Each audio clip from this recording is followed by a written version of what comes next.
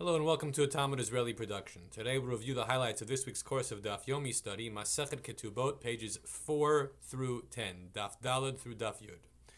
Daled. Amar Rabbi Yochanan, Afal pi she'amru en avelut b'moed, even though it was said that we do not observe the rites of mourning on the festivals, including the Chol HaMoed days of festivals, Avadarim shel tzin'ah noheg, but those things which are private matters are observed even during the Moed. What particular private matter are we referring to? Obviously marital relations. If you have a delayed Shiva, the result of the timing of the death, or the curious case where a parent of one of the bride or groom died and the funeral had to be postponed and the Shiva had to be postponed to facilitate the wedding and the week of Sheva Brachot, then during that intervening period of the Moed, marital relations are forbidden despite the fact that the Avelut is not fully being observed at that time. Daf Hey.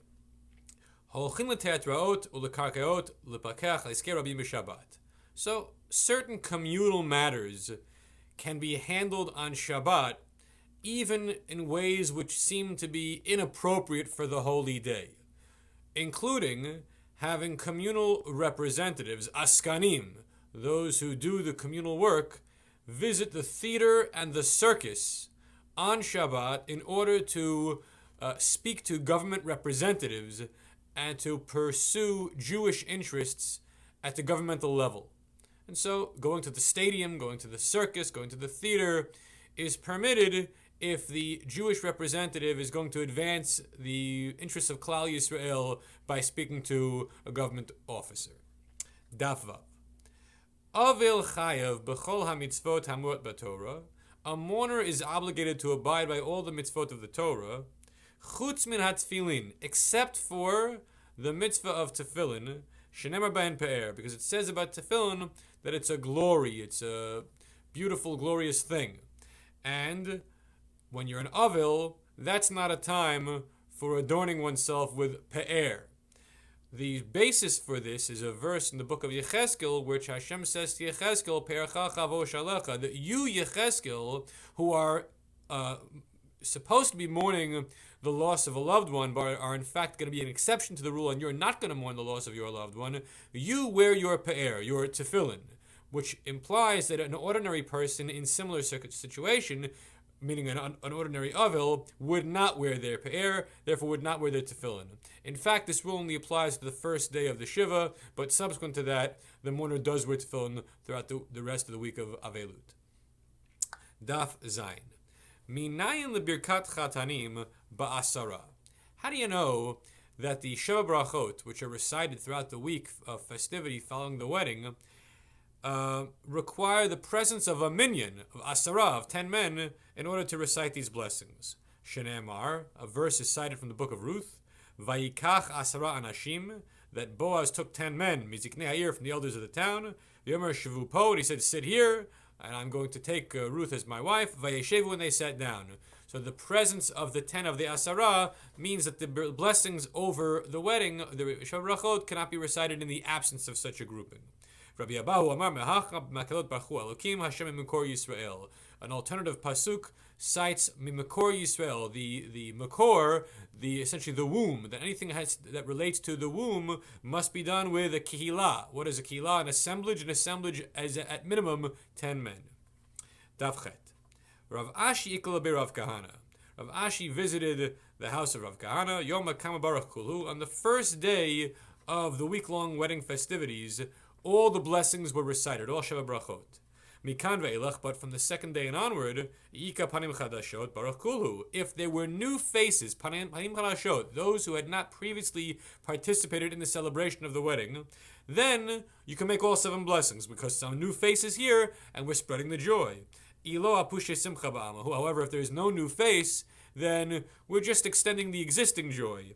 And under those conditions, mevarach simcha b'ma'ono, the only blessings that were recited were the simcha b'ma'ono, which is the zimun, the invitation to the grace after meal, and asher bara, the last of the 7 brachot. But the other 6 would not be recited.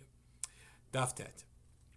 Omer petach patuach matzati. If a husband comes to court and says after his wedding, I found an opening, meaning that his bride was not a virgin bride, Ne'eman lo osra alav, that say-so alone is enough to forbid her to him. V'amai, so the Gemara asks, why should that be the case? Sfek sfekahu, there's a double doubt here, and in double doubts, we should go leniently, that one safek, one doubt, on Torah matters we are strict, but on double doubts we are generally speaking lenient. What's the double doubt in this instance? Safek tachtav, safek ana tachtav. He doesn't know whether if she engaged in an act of promiscuity that it happened before he was betrothed to her, in which case there's really no problem, or after he was betrothed to her, in which case she committed an act of adultery. And even if you say it happened after the betrothal and that it would have been an act of an adultery, safek onus, safek ratzon. He, the husband, doesn't know whether this was a rape situation or this was a willing and consensual encounter. So, if that's the case, if there's a sfek sfeka, why should his acknowledgement of petach patuach result in her being forbidden to him? So the Gemara says, Lo tzricha beishet kohen. Well, when it comes to the wife of a kohen, there's only one doubt in play. Was it before or after the betrothal? Because as for whether it was willing or unwilling, it's a moot point when it comes to the wife of a kohen. Even if it was unwilling, she would become forbidden to him. Daf Yud. Daf Yud. Chachamim tiknu lahem libnot Yisrael. The sages established for the daughters of Israel lebetulam ma'atayim, for a virgin bride 200 zuz worth of a ketubah value, ulamana mana, and for a widowed bride $100, 100 zuz value of the ketubah. However, they also believed the husband if he were to say, I found an opening, she was not a virgin bride, that would mean he would be exempted from paying the value of the ketubah.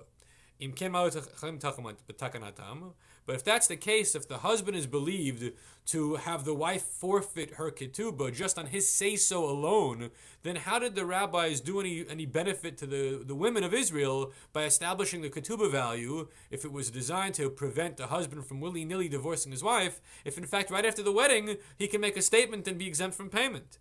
Well, the answer is, we have a presumption, a halachic presumption, that a man will not prepare a wedding feast and then have it go to waste by falsely declaring that the wife was not a virgin bride. We will not believe him later on, deep into the marriage, to have the woman forfeit the ketubah on his say-so alone. Then the ketubah really does serve as a way of protecting the woman from being cast out on a whim. However, we're not worried about that whim occurring right after the wedding because a man would not want to waste all the effort of putting together the wedding feast. Everyone have a great week.